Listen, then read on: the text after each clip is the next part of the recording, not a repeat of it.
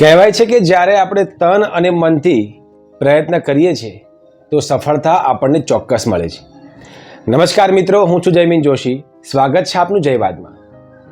મિત્રો, આજની વાર્તા એક યુવક અને ગામમાં રહેતા એક શ્રીમંત વડીલની હતી. ગામની અંદર એક શ્રીમંત પરિવાર રહે.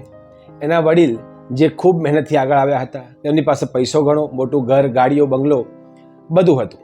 લોકો તેમની પાસે મદદ માગતા, તે દરેકની મદદ કરતા. તેમનો સમાજમાં મોભો ખૂબ હતો. તે જ ગામમાં એક યુવક પણ રહેતો હતો.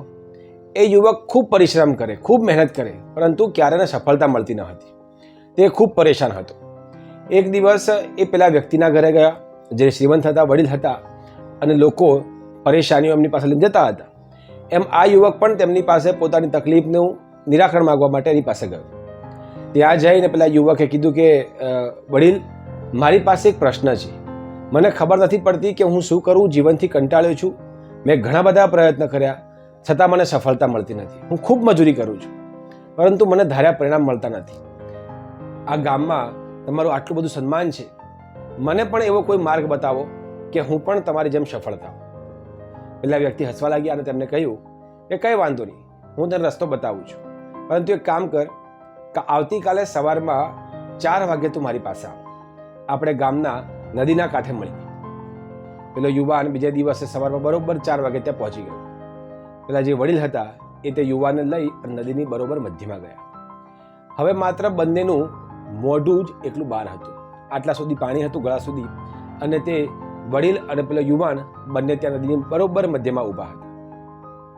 પેલા વડીલે પેલા યુવકના માથા ઉપર હાથ મૂક્યો અને એકદમ જોર આપી તેને નદીમાં ડૂબાડી દીધો. પેલા યુવકને શ્વાસ લેવામાં તકલીફ પડી. તે તરફડિયા મારવા લાગ્યો, પરંતુ પેલા વ્યક્તિએ એમને છોડ્યો નહીં. એને વધુને વધુ નદીમાં ધકેલવા માંડ્યા. પેલો યુવક તો ગભરાઈ ગયો. ઘણા બધા પરિશ્રમ કરીને, પોતાને બચાવવાનો પ્રયત્ન કરીને તે પેલા વડીલના હાથમાં છટકીને નદી કિનારે આવી ગયો અને બહાર આવીને જોર જોરથી ઊંડા શ્વાસ લેવા લાગ્યો. આની સાથે જ પેલા વડીલ પણ બહાર આવી ગયા, જે શ્રીમંત હતા. જેવા તે બહાર આવ્યા કે પેલો યુવાન તેમને ગાળો ભાંડવા માંડ્યો. તે ગુસ્સે થઈ ગયો અને કહ્યું કે તમે મને મારવા માંગો છો કે શું? તમે નદીની અંદર મને દાબી લીધો, મને પકડી લીધો. હું મરી ગયો હોત તો તમારો ઈરાદો શું હતો? આમ પેલો યુવક પેલા વડીલની ઉપર ક્રોધ કરવા લાગ્યો. ત્યારે પેલા વડીલે કહ્યું કે હું તો તને શીખવા માંગતો હતો કે સફળતા કેમ કેમ મળે છે. પેલાએ કીધું, આ કઈ પદ્ધતિ છે? સફળતા આમ પ્રાપ્ત થાય, મરીને? પેલા વ્યક્તિએ કીધું કે ના, તું મને એક વાતનો ઉત્તર આપ કે જ્યારે તું પાણીની અંદર હતો ત્યારે તને સૌથી પહેલાં શું વિચાર આવતો હતો? પેલા યુવકે કીધું કે મને શ્વાસ લેવામાં તકલીફ પડતી હતી, એટલા માટે મને સૌથી પહેલાં વિચાર શ્વાસ લેવાનો આવતો હતો. કેમ કેમ કે હું બહાર નીકળી જાઉં અને શ્વાસ લઈ લઉં.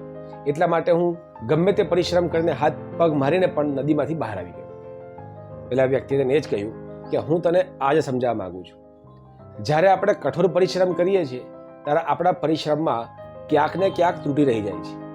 આપણું તન અને મન એક જ દિશામાં હોય તો આપણને સફળતા ચોક્કસ મળે છે. તને જેટલું ઓક્સિજન પ્રાપ્ત કરવાની તલબ હતી એટલું તલબ તારા કાર્યમાં હશે તો તને સફળતા ચોક્કસ મળશે.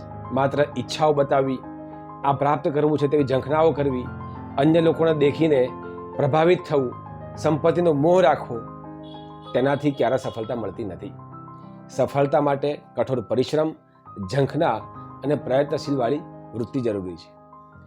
આ સાથે નવી વાર્તા અને નવા સંવાદ સાથે ફરી મળીશું. ત્યાં સુધી નમસ્કાર.